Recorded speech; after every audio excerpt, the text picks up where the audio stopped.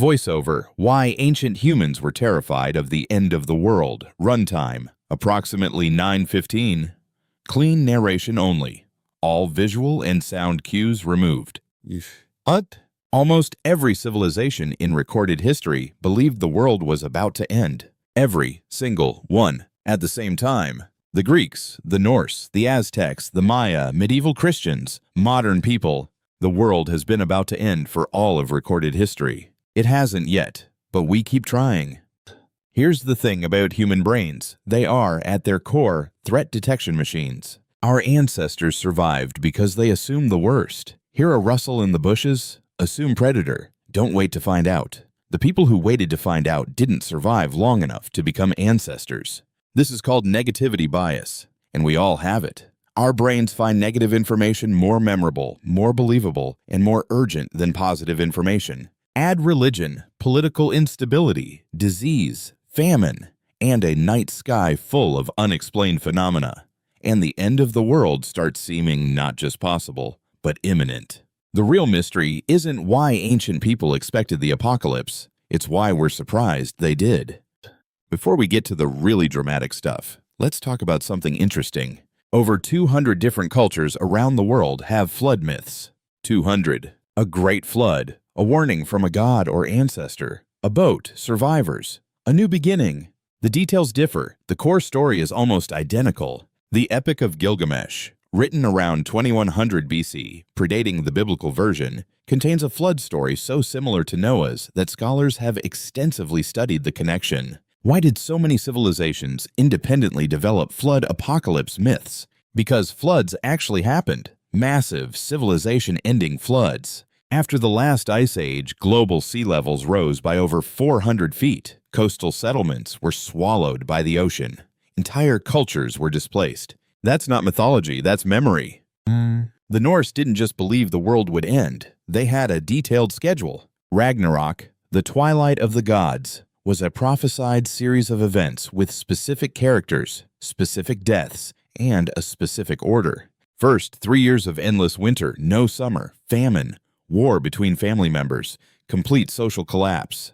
Then, Fenrir the Great Wolf, who had been chained for centuries, breaks free. Then, the world serpent Jormungandr rises from the ocean. Loki escapes. The dead army arrives on the ship Naglfar, made of human fingernails and toenails. Yes, really. The gods fight. Odin is swallowed by Fenrir. Thor kills Jormungandr but dies from its venom. The world burns and sinks. And then, plot twist, the world is reborn. Green, clean, new. Ragnarok was not just an ending, it was a reset, a cycle. The Norse didn't think the world would end forever. They thought it would end and restart, which is, honestly, a more sophisticated cosmological model than it gets credit for. The Aztecs had their own end-of-world system. It was called the Five Suns. And we're currently in the fifth and last one. According to Aztec cosmology, 4 worlds had existed before ours. Each was created, sustained for thousands of years, then destroyed. The first sun was destroyed by jaguars who ate everyone, the second by wind hurricanes, the third by fire raining from the sky, the fourth by a massive flood. We're in the 5th sun, sustained by the sun god Tonatiuh, and the Aztecs believed this world would end in earthquakes. This is why they needed the sacrifices. Tonatiuh needed hearts to have the strength to keep the 5th sun going. Stop the sacrifices, the sun stops, the earthquakes begin, civilization ends. The sacrifices were, from their worldview, not cruelty. They were infrastructure maintenance. Let's talk about 2012. In case you missed it, the internet spent about a decade convinced that the Maya had predicted the end of the world on December 21st, 2012. This was based on the end of a cycle in the Maya long count calendar. There were movies, there were survival bunkers, there were people making very poor financial decisions. Here's what the Maya actually believed. The end of the long count calendar cycle, which lasted about 5,125 years, was a significant astronomical event, a turning point, the beginning of a new era. Not the end of everything. Modern Maya scholars and Maya people themselves said clearly before 2012, this is not a doomsday prophecy. This is a calendar rollover. December 21st, 2012 arrived. Nothing happened. December 22nd, 2012 also arrived. The Maya were right. It was just the new year. The book of Revelation, the apocalyptic final book of the Bible,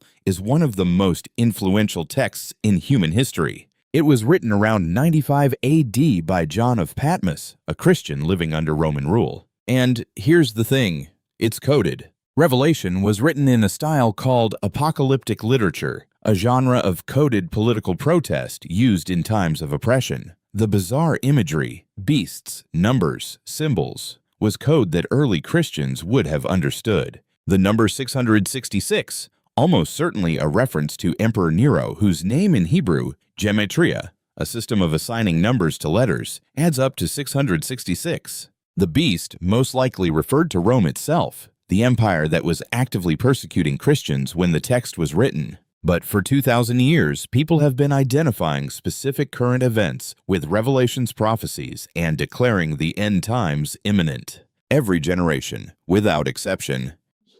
As the year 999 AD turned toward 1000, significant portions of medieval Europe believed the millennium would bring the second coming and the end of the world. This was derived from the book of Revelation's reference to a 1,000-year period. People in some regions gave away their property, figuring they wouldn't need it. Fields went unplanted, debts were forgiven, contracts were voided. January 1st, 1000 AD dawned. The world didn't end. The property transfers were largely not reversed. This is the least surprising thing that has ever happened.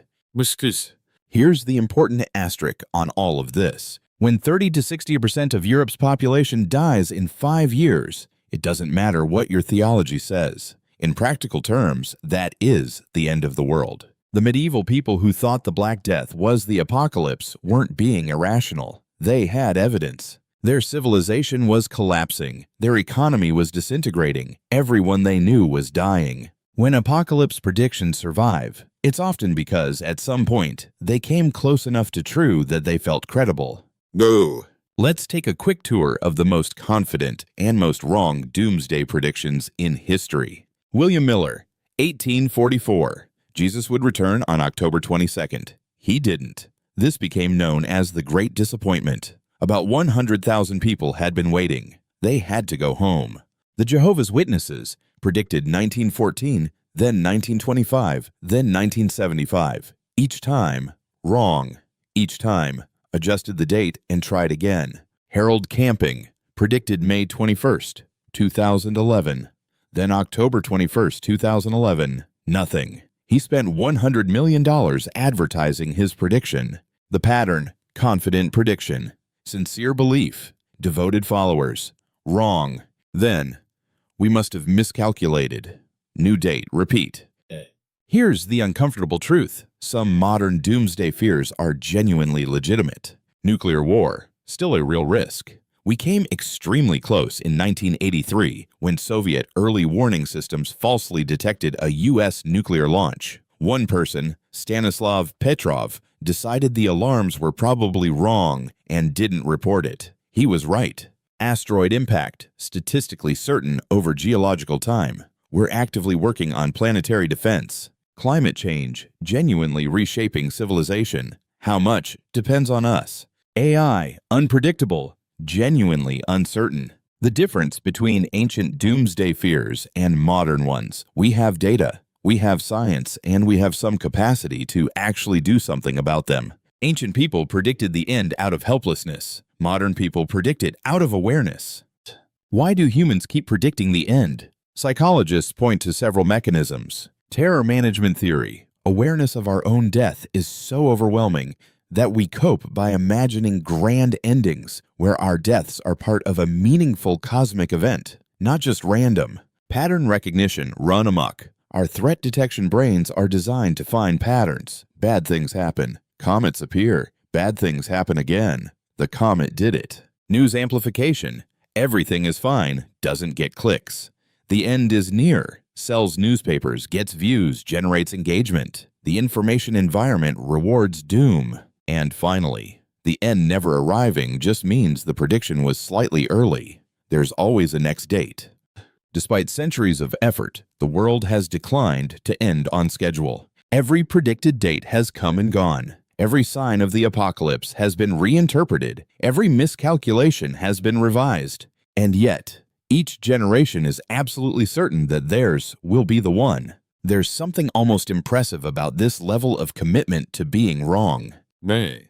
Were ancient people crazy to fear the end of the world? Number. The universe is 13.8 billion years old. Earth will be consumed by the expanding sun in about 5 billion years. Complex life could be wiped out by any number of astronomical events. They were right that everything ends. They were just early by a few billion years. The real lesson isn't that ancient people were foolish. It's that the impulse to imagine the worst, to prepare for catastrophe, to tell stories about endings, is deeply, fundamentally human. Every generation has believed it was the last. Every generation so far has been wrong. And honestly, after thousands of years of this, that track record is actually pretty reassuring.